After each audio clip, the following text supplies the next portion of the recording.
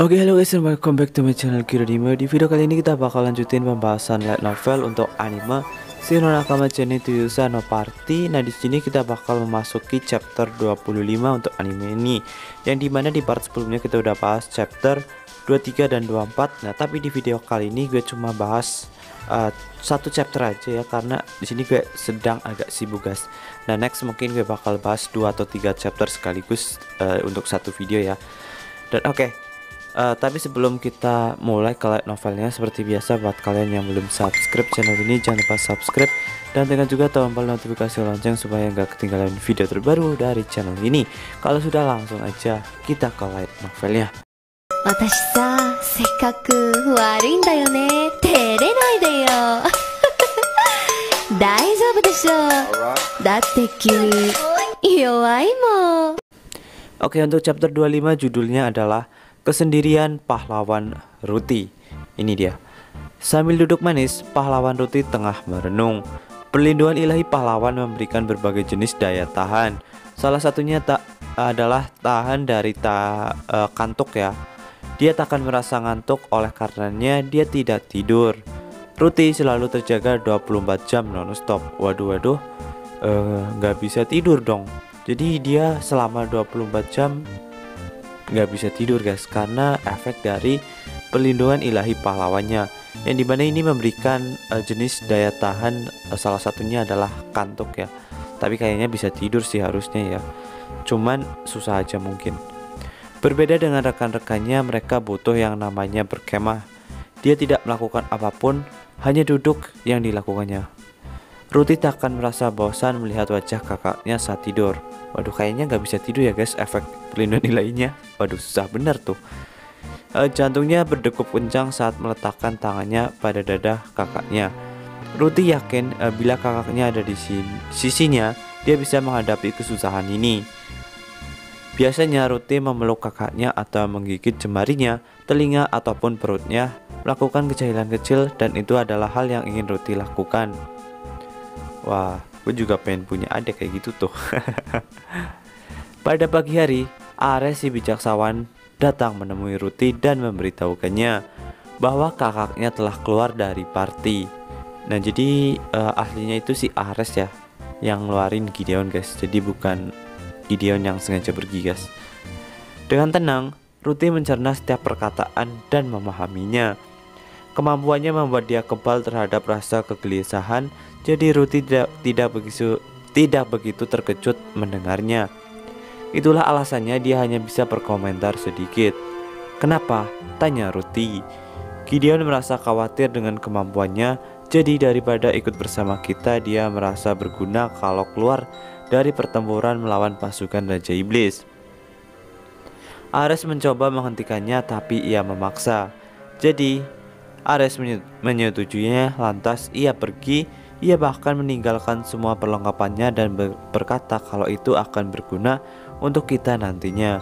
Ia adalah pria paling baik yang pernah kutemui. Jadi di sini si Ares berbohong ya guys. Fakta sebenarnya itu si Ares yang ngeluarin Gideon. Kenapa cuma bilang padamu? Kenapa nggak bilang padaku? Tanya si Ruti. Kemungkinan ia tak ingin memperlihatkan sisi buruknya padamu. Meskipun lemah, ia masihlah kakakmu. Itu merupakan kebanggaan tersendiri. Aku begitu menghargainya, jawab Ares.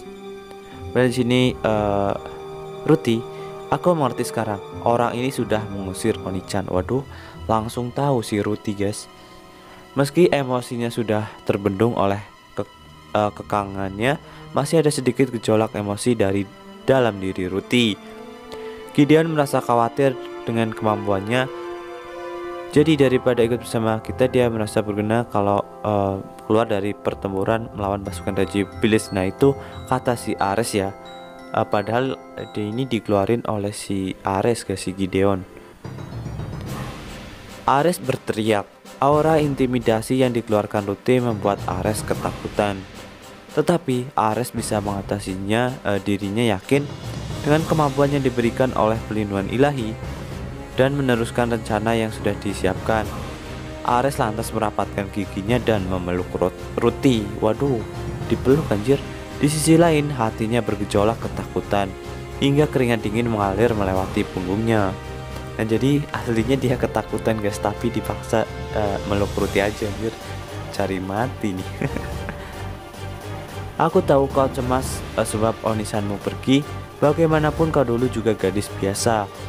Meski aku menghabiskan waktu bersamamu lebih sedikit dibanding Gideon, aku pasti akan selalu berada di sisimu.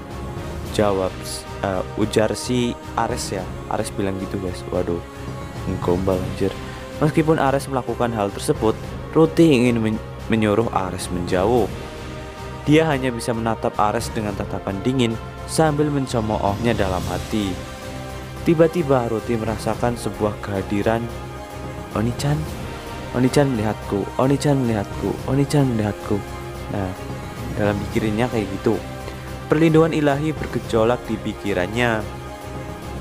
Dalam sekejap, gerak refleks tubuhnya bereaksi lebih cepat dibandingkan pikirannya. Sebelum mengirimkan informasi melewati sel-sel neuron menuju otak, semua sel otot merespon dengan cepat, tubuhnya segera bergerak. Waduh, responnya begitu cepat anjir. Ares membungkuk ke depan. Suaranya yang keluar tidak seperti manusia, melainkan seperti suara balon bocor. Pukulan terkuat di dunia menghantam perutnya, meluluh lantahkan tulang-tulangnya, mendobrak organ dalamnya, dan merobek-robek pembuluh darahnya. Waduh, kena pukul tuh perutnya. Sampai dalamannya kena anjir, jebol tuh. Tubuh Ares menghantam tembok dengan keras hingga membuat perutnya tak terbentuk. Kalau tembok itu tak diperkuat dengan sihir, maka tembok tersebut pasti ikut hancur. Ares terkulai lemah di lantai seperti terinjak seekor naga besar. Mampus tuh. Pasti banyak yang suka sih, karena Ares itu salah satu karakter yang paling banyak dibenci ya setelah Albert menurutku. Oni-chan ingin mengejar kakaknya, ingin segera menjelaskan kesalahpahaman padanya. Tetapi dia tidak bisa membiarkan Ares begitu saja yang nyawanya berada di ambang kematian.